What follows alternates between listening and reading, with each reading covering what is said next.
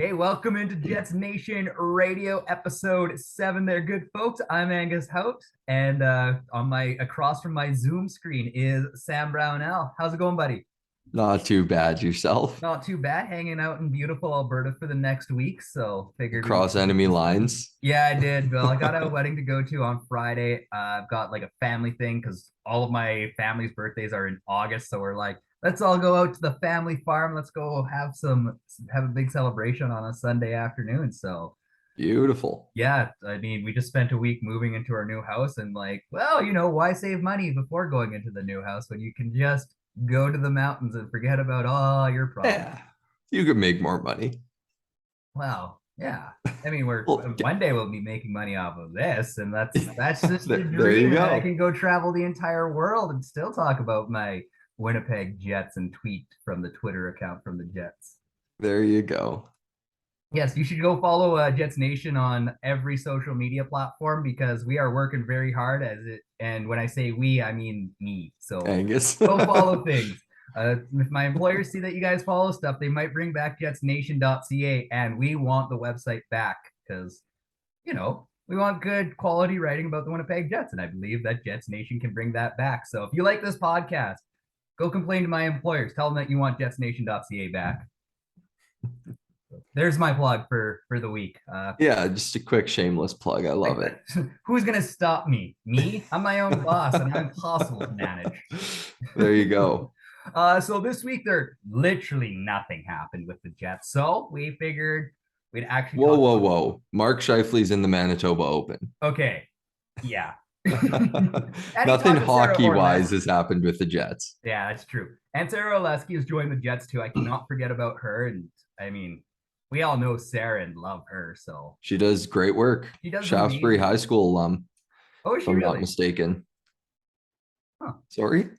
I didn't know that's where she was an alum from. Yeah. Wow, Yeah. learning so much about Sarah. I mean, cool to have her on this podcast and talk to her, especially for any of the young ladies out there who want to get into sports. You should do it. There's lots of job openings for you guys and for you gals. Guys is a gender neutral term. It really is at this point. I always use it as gender neutral. I did it at summer camp all the time, and no one complained. So no one can complain on my podcast either. Well, I think we should probably get into these previews. Don't Yeah, we want to should probably run just stop rambling too long. already. Sorry, didn't get much sleep. Okay, so yeah, we are going to talk. Oh crap, that's not good. Okay, What did I what was did going you to try to do? minimize my page so I can go look at all my notes about the Chicago Blackhawks and the season that they've had, or the off season that they've had, and the fact that they're probably going to be last in the division. I don't know if I agree with that, Huh. but I'll talk about that in my preview of Arizona. Fair enough. Yeah, so I think that Chicago is going to be the team that ultimately takes the biggest fall here. I mean, they haven't added a whole lot. They're talking about getting rid of Patty Kane. They got rid of DeBrinket and I'm blanking on the other guys. Kirby Dack. And Kirby Doc. They're in a position where they are going to fail as hard as they can for Bedard. Can you blame them? Not at all. Yeah. I mean, did you watch much of the World Juniors there in the last week? I caught what I could, but Art is just a freak. Oh, But I mean, Mason McTavish looked real good too. oh man, last night, how about that That stolen save on the goal? goal line. Absolutely gorgeous. I don't know if there's a better moment in Canadian hockey than watching that. It was a Canadian heritage moment, that's It for sure. really is. Like we talk about the golden goal from Sidney Crosby, that was the golden save. Yeah, that was, I mean, they went down, what was it, like a minute or something later, scored. Yeah, No whistles. no I whistles. was freaking out the whole time that we were going to hear that buzzer saying the puck went in. Yeah. Oh, yeah. How could you not freak out about that? Sorry, going back to Dallas, not Dallas, Chicago. Chicago. Like, I feel bad for Chicago fans. Like, the Chicago Blackhawks have been denying a rebuild for the last 5 years. They signed Seth Jones, who thought he was going to be in a legit team, and unfortunately, he's getting screwed by that contract and how much he signed for. Sucks for them. Sucks for both the Jones brothers there. I mean, they don't have much for goaltending. Like, the Yeah, Chicago Blackhawks are it's just pretty astounding how like I'm not gonna say I feel bad for their fans. They can fall back on those three cups in the 2010s. yeah, So I think they're doing fine. But I mean, it's kind of cyclical. Every team goes through this where things start to fall apart. I'm sure we're going to see it with the Penguins soon. We've seen it a little bit with the Kings, where these teams who are just dominant, winning Stanley Cups, once their star players start to age and they're still making this big money towards the end of their contracts. There's just and plus they haven't had any like high first round picks in a while, and what the ones they did Doc they traded away. So yeah, yeah. I do agree. I think Arizona and Chicago are going to kind of be like a 7 or 8A, 8B, not even counting either of them as seventh because Yeah, they're just both going it's to be so really a bad. race to the bottom there for those two teams. But I mean, like Patrick Kane's going to be 33, 34 this year. He had 92 points. I don't think he's going to take a step back. I think No, like he'll take a step back, but he's not going to well, decrease because he has down. no one to play with. I mean, you No, can't do everything yourself, and you need someone to put the puck in the net if you're feeding it to them. So well, especially Patrick Kane. He had 66 assists last year. And I mean, where's he going to be I passing? bet that number takes a big step back. I bet he has more goals, but less assists this year if he's still with Chicago come the start of the season. Interesting, interesting. But yeah, after Alex DeBrincat's left, you got Seth Jones as your third highest scoring player. He had 51 points and a minus 37 as a defenseman. Yikes. Yeah. That's got to be up there for the green jacket. Like that's pretty brutal. Yeah, I'm not seeing anyone work. Like, I mean, I'm sure Arizona players have it worse than that. But yeah, I'm not feeling too confident about the Chicago Blackhawks here. I mean, they have none of their goaltenders from last year. It's a shell of the team it once was. So Yeah. I agree they're going to be atrocious, but I guess we'll see just how bad they will be. Yeah, exactly. So, okay, let's hear why you believe the Arizona Coyotes will be dead last. Well, Arizona hasn't really done anything this offseason except for lose some players. Like Phil Kessel's gone. They did add Zach Cassian, who we'll see what kind of impact he has away from McDavid and Draisaitl. Like he's supposed to be on Arizona's third line. They re-signed Lawson Krause long term, which I was a little surprised about. I thought maybe he would want to be somewhere else. Um, and then one addition I do really like is a guy who used to be in the Jets system, Nathan Smith. I Mhm. was really high on him. I still think he's going to be a great player, but he didn't see he's a center and he was looking at the Jets center depth and just thinking like, there's no way I'm getting into this lineup. So he wanted out. The Jets traded him, I believe, at the deadline. And it'll be interesting to see how he plays. He's slated right now, according to Daily Faceoff, to be the Coyotes' third line center, playing alongside Cassian. So it'll be interesting to see how he does making that next step to the NHL from the college level. But if I'm not mistaken, he was one of the finalists for the Hobie Baker last year. Like he's an unbelievably talented player. So it'll be interesting to see how his career goes. But I do think Arizona is they're just not it.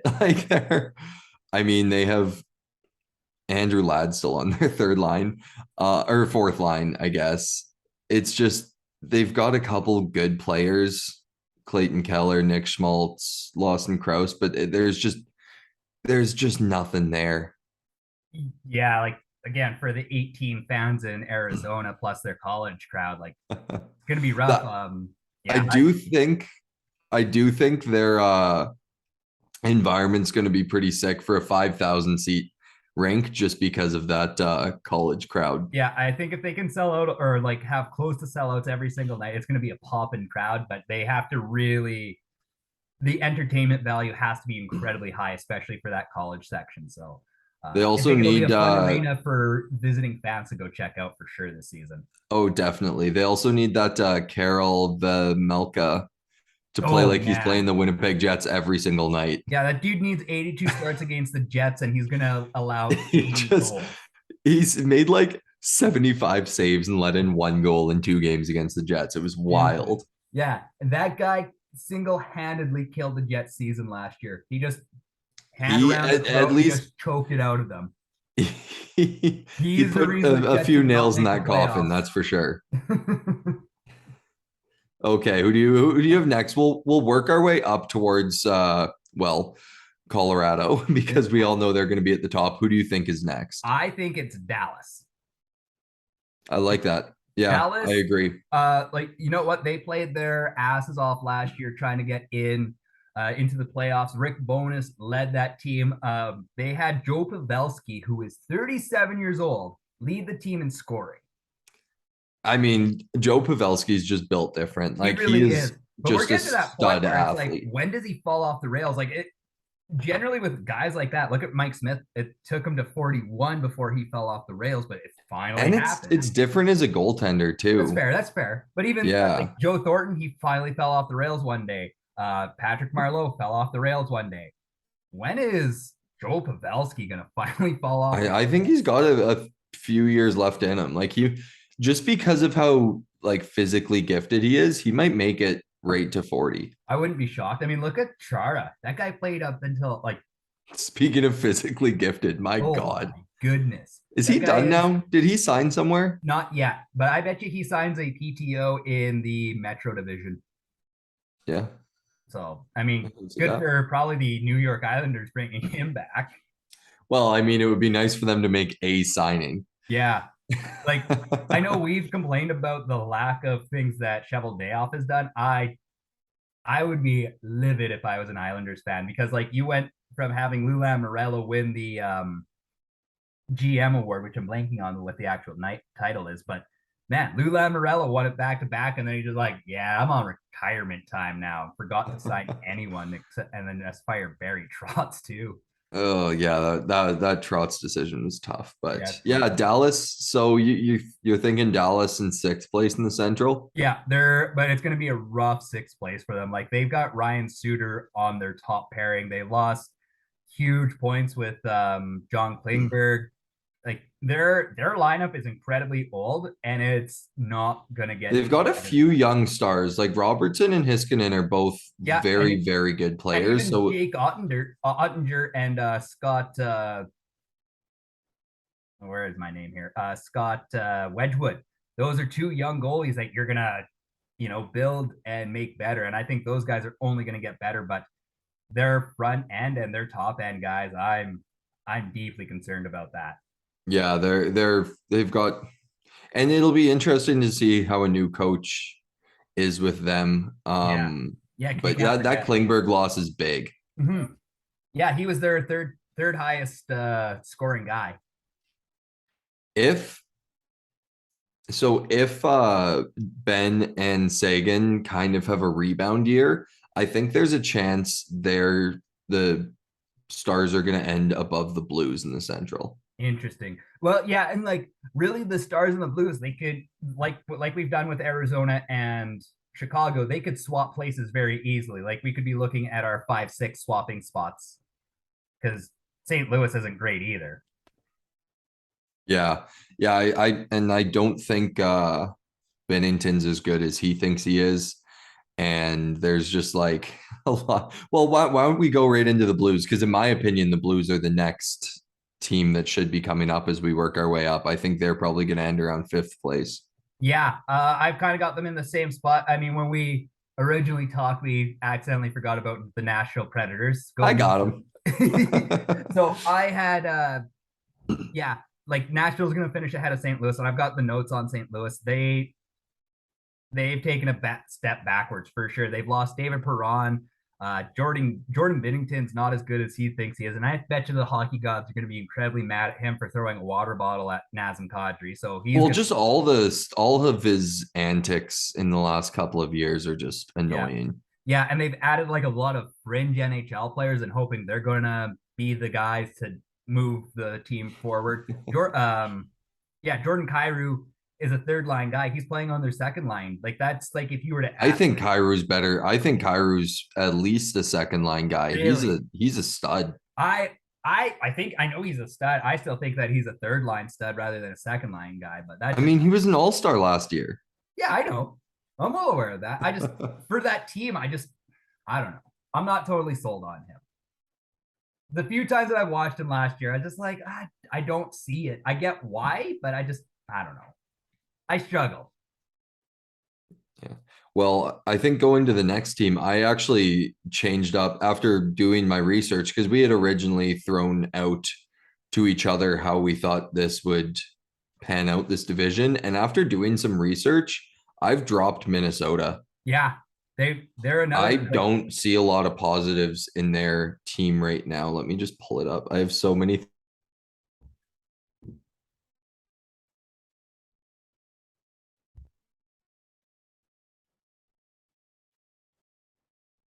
Did I lose you? He's always good for like putting a couple extra wins, a half a dozen shutouts at least. So that's good. I other than Kaprizov, like Matt Zuccarello's good. Hartman as a first line center, I'm not sure about. He had a career high 65 last year. Mm-hmm. But I mean, it was far and away his best season. Yeah, I don't think they've got some decent top end guys. Shout out down lower in the lineup, Connor Dewar, local kid who re-signed there for a couple of years. I think 2 by 800,000.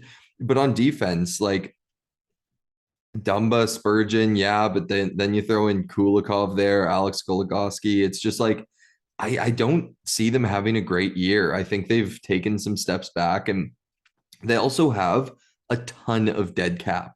So yeah, this year they have $12.74 million in dead cap. And the next 2 years they have 14.74.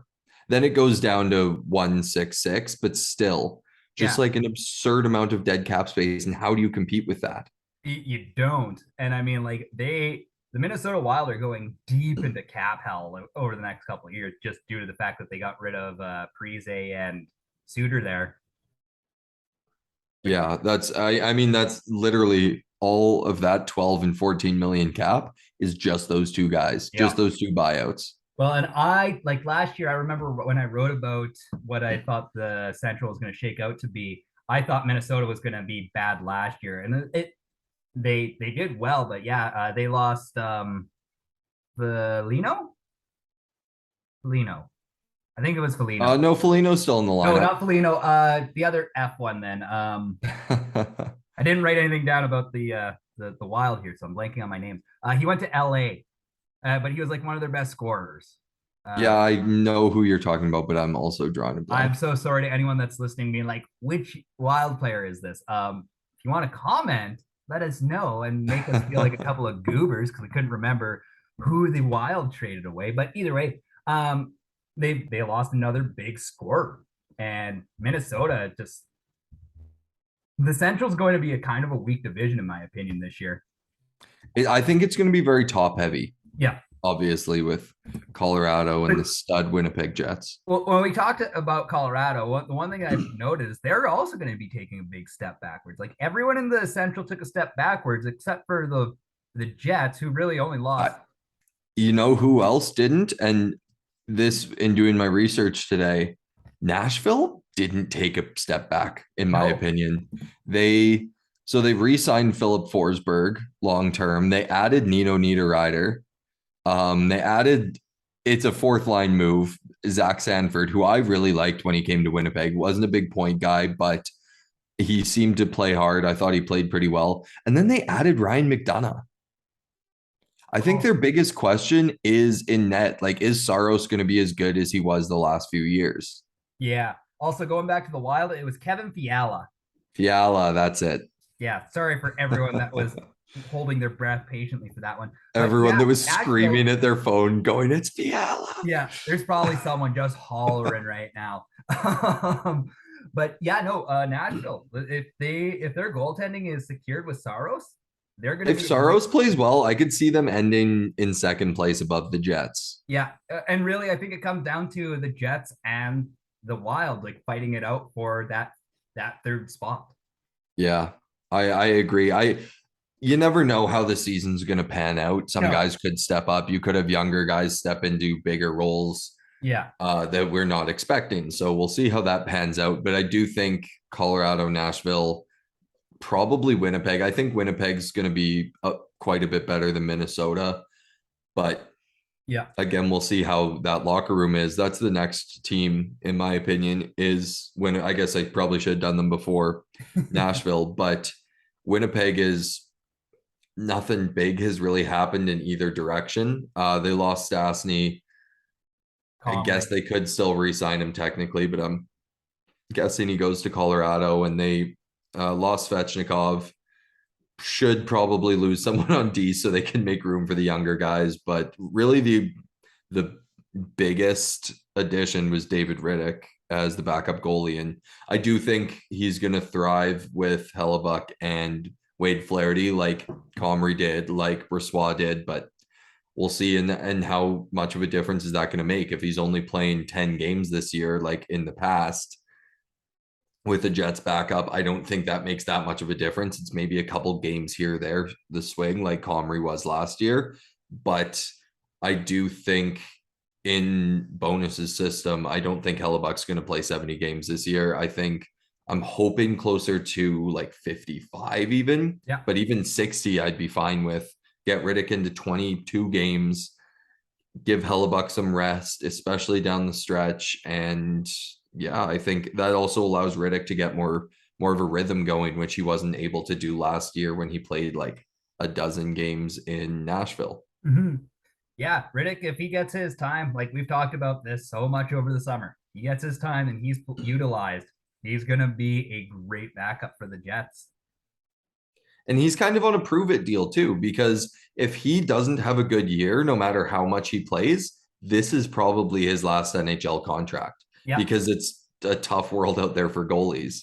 And like maybe he could go sign in the A or sign overseas and come back in a year or two if he has some good seasons. But I think people are going to look back at this. If he has two very bad years in a row, I don't think he's getting another NHL contract. So I think he's going to work his ass off to be a part of this team and make a difference for this team. And I also think he's going to have a lot of great interviews. Oh, 100%. He's, Yeah. I spent some time a couple weeks ago just listening to a couple of Dave Rittich interviews. Man, that guy's funny. Like, not Brizgala funny, but he still has like just a way with his words. Yeah. Yeah. He's a good interview, which not a lot of NHL players are. I love all those interviews last night after the Canada gold medal game. They're all just completely unhinged. Oh, they are. If you haven't watched any of those, like go to Hockey Canada on Twitter and just watch those interviews because some of them are just wild. Yeah. So It's I hard. mean, you just won gold after Mason McTavish And won. you're like 18 years old. You're gonna like swear a little bit. I Yeah, mean, come on. you're gonna be a little excited about it. Yeah, exactly. Yeah, yeah. Life is good. So now let's talk about the team that we have both decided are is going to be the I top. mean, they're unanimously like they have a better chance of winning. I legitimately think they have a better chance of winning the President's Trophy than they do of coming second place in the Central. And you Damn. can book that. Like Wow. they're so good. And Cale Makar is what, 22? He's gonna be so dominant this year. Like if he doesn't win the Norris for the next like 5 years, I'm gonna be shocked. So I wouldn't put them with the President's Trophy winners this year. I know they're going to be great. I know that they're going to win the Central, but they're not going to be near as hot as they were last year. They have lost 3 of their top 10 scorers in Nikushkin, Barakovsky, and Kadri. Who's filling into those spots though? Uh, I do think we can basically book Stastny as being on them on the Avalanche next year. yeah, he's probably going to be a great third line guy.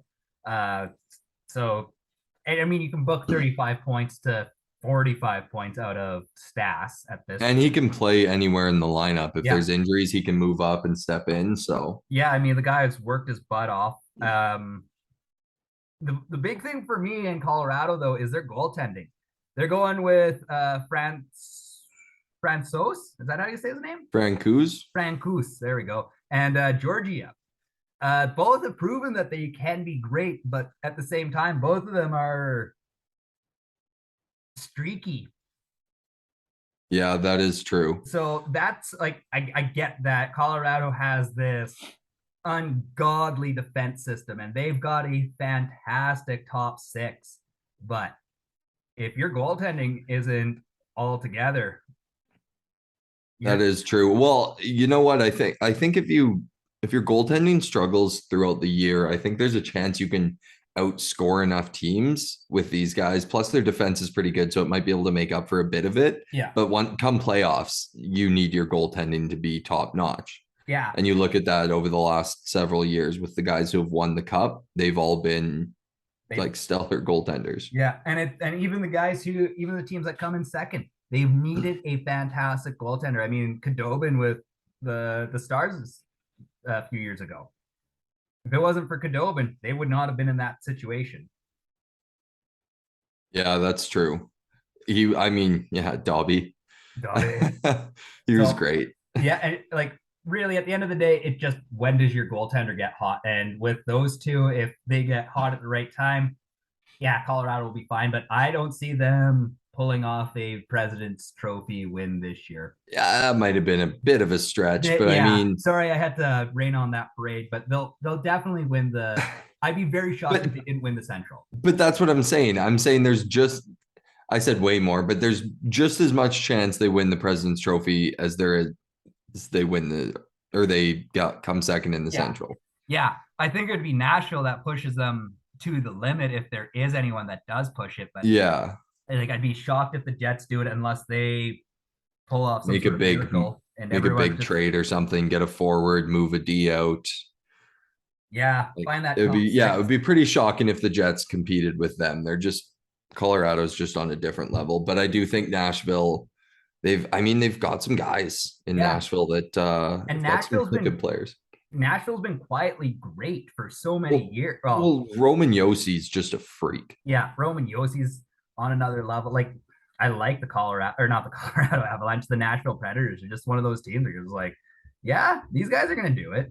I love to hate them. Just with all the year they won the President's Trophy and the Jets came second in that 7-game, literally back and forth series. It just was win, win, win, win. And luckily the Jets won first. So that means they won last. Oh, yeah. Oh, man. What a fantastic. I wish I could relive that 2018 run. That was unreal. Like I was street parties and. Yeah. I was up at Arnis and I was watching those games and I was like a big Jets hater at that point in my life. And now I'm just like, imagine if you actually cared about the Jets that entire run. I only started cheering for them once they started playing for against Vegas there. I was like, oh, yeah, no, Vegas doesn't deserve their chance. But yeah, no, looking at, Nashville's going to be good. But their goaltending situation, though, if Saros isn't their guy, who are they going to pick up? I think Saros is the guy, though. I mean, he was phenomenal last year. 38, 25, and 3. Yeah, that's pretty good. What were his numbers? He had a 918 save percentage, 264, 4 shutouts. That's not bad. No, not at all. And they added McDonough, who's just going to be shut down on that defense. Yeah. I mean, like, imagine if Helly had those numbers last year. Everyone just be over the moon excited for the guy. Hellebuck's going to have a bounce back year. Well, we'll see with Bowness's system. But, I mean, with a more defensive system and our forwards, I don't know, coming into our own zone, I think Hellebuck will have a lot of help next year. Oh, 100%. We know this.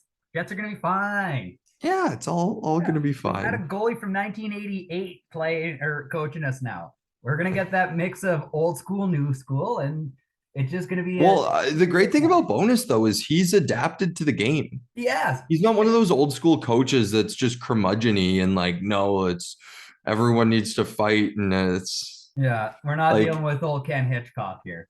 Exactly. So I think he has adapted to the game and will be a good, strong, like experienced voice in that dressing room that can hopefully kind of control things rather than let the inmates run the asylum. Yeah. Like it has been the last few years. Okay. So before we get going too much further, just give us a rundown of what your exact spots for or your Okay. rankings of. So I'm gonna go Colorado, Yep. obviously. Then I think we're going Nashville. Then Winnipeg, Minnesota. St. The Louis. Blues and the Stars, I'm kind of on the fence about, but I'll go Blues in that fifth spot. And I do think there's a chance the Central has five teams in the playoffs just because everyone gets to play Arizona and Chicago like six times. So that's 12 wins. Like that's it better be with Yeah. those two teams. Which I know divisionally it's always tougher matchups, but whatever. So Blues, then Stars, and I'm going Chicago, then Colorado or Arizona. Arizona. Chicago, then Arizona, just because like Arizona, they have no home games for the first month and a half of the season because the college season's still going on. They don't get any like Saturday home games. It's just a whole like, or no, because there's still renovations going on for the first half or for month and a half or Yeah. whatever. So like the Jets are actually their first home game in that ring. Yeah. Mike Gould with Flames Nation. He gets to go down there for a couple of those games. I'm pretty sure he's there for that first game. I'm like, dang it, that guy is living the dream. He was just doing the Helsinki PA, like the announcer. It's like Oh, goal okay. scored. Yeah. Mike Gould is just having a great time. If you're follow him on Twitter if you're looking for a good hockey follow. He's got some good stuff. Um, but yeah, no, he gets to go to that first Jets Arizona game. Like, you lucky bastard. I'd kill for that. Yeah, that sounds pretty fantastic. Yeah, and but for myself, I think I've got Colorado, Jets, Nashville. What's it? What was it? Minnesota, St. Louis. Minnesota, St. Louis. Yeah, it I'm was I'm not putting Minnesota. words in your mouth, just reminding you of the teams. Yeah, no, it was. I'm trying to remember who I had because I had St. Yeah, I think it was St. Louis, Minnesota, Chicago and Arizona are going to finish last, and Chicago is going to finish very last. I'm blanking on a team here. Dallas. Dallas. Dallas is yeah just ahead of Arizona. Run that through one more time. So you're Okay. going Colorado, Winnipeg, Nashville. Nashville, St. Louis, Yeah. Mini. Minnesota. See that once in that middle, the like Minnesota, St. Louis, Dallas, I think anyone could finish. And you could probably add Winnipeg into that, in my opinion, too. But I do think the Jets are going to be better because I'm biased. Yeah. Uh, and then so yeah, St. Louis, Minnesota, Dallas, Arizona, Chicago. There we go. Yeah. The Central's going to be an interesting division. I think every team got weaker in one way or another, minus Nashville. But Central Division is going to be some fun hockey to watch this year. That's all I've got to It say. always is. I Yeah. love the Central. It's because there's no direct rivalries, but everybody hates each other to a good extent. For a while, it seemed like Nashville and Winnipeg were building one, but then they both kind of fell off a bit. Yeah. So But even like Winnipeg and Minnesota.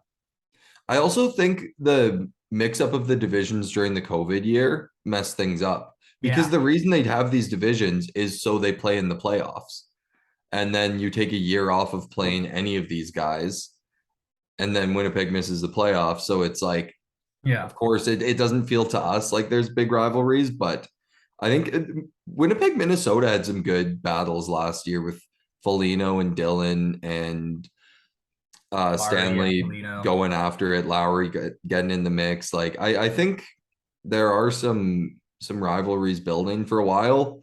Yeah. Chicago could have been in that mix, but no one really cares about No. them now.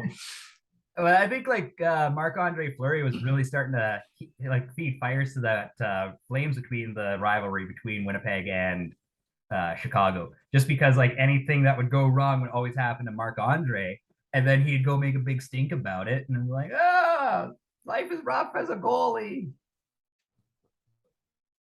Well, we're running low on time on We this Zoom are here. here. I'm gonna one of these days I'll actually invest in having this go a little bit longer than just 40 minutes. Because once the season starts, we'll figure that out. Yeah, we'll get. But for now, no one wants to hear us ramble longer than that, anyways. Really, yeah. But we'll get to the point where we can ramble for an hour and people will be like, "All right, guess I'm in for Once it." we have games to talk about, like if the Jets were doing something this offseason, it would have made it more interesting to talk about, but they haven't done anything. Yeah, and the one time they did was the one day we taped the podcast early and we had to redo it. Thanks, Kevin. Yeah. Thanks, Mason. Yeah, everyone. Ugh. So yeah, let's quickly wrap this thing up. What's your where are we following you there, Sam? Yeah, you can find me on Instagram at Sam Brownell Radio. Everything else is S Brownell 12, although I don't really use anything else. You can hear me on CKDM doing the evening news every weekday and doing the Ag show at noon. Yeah, Radio Player Canada app. Tune in to 730 CKDM. Absolutely. You guys have no idea how great that radio station is, and the fact that it's independent makes it that much cooler. Oh, it's just a great place. Yeah, so go listen to some AM country radio. You're gonna love it. Yeah, give me a follow, Angus Hout, on Twitter, Instagram. Make sure you like this podcast. Give us a like on YouTube, subscribe. If you're listening on Spotify, make sure you give us a rating. If you could write a review, I'll read that review out for us. So that way everyone knows exactly what you think of this podcast. Share it with your friends, your family, especially with your aunties. And if you want to sponsor the podcast so we can have longer episodes, you get an episode sponsor if you buy us Zoom Premium, so we can actually have longer episodes. I'll straight up give you a year's worth of advertising if you buy us the Zoom. 100%. I'll write out a letter of confirmation. So give us some time, and I promise you this will be the best investment of your life. But yeah, right. And also follow Jets Nation on Twitter, Instagram, Facebook. I think that's all we're at right now. So yeah. And comment and ask some questions on those social medias and we'll talk about them on the pod. Absolutely. If you guys send in questions, we'll answer them every single time. We pinky promise you on that one. Wherever you're listening, we will answer your questions. And thank you so much for tuning into Jets Nation Radio episode 7. Yeah, we're going to start needing to write that down because we're going to lose track. Yeah. All right. Thanks so much, everyone. We've got less than a minute. Peace out, and we'll talk to you next Sunday. See ya. Yeah. I can figure out how to shut this off.